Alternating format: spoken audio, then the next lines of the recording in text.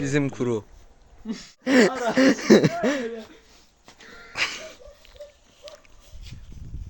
Kaleci Muslera. Acısı da git.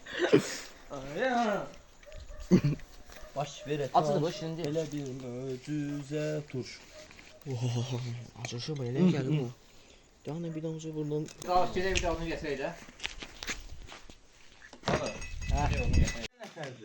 Bu bugünkü sen o gedib Ben de geldi tanıştım. sen o gedib evdə deməyinə, yəni şey eləyə bilərsən.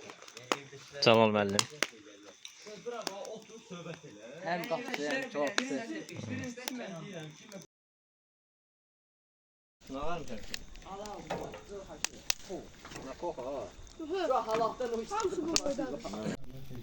Mən də ona baxmalı dedim ki, oxuyub. Mən getdim.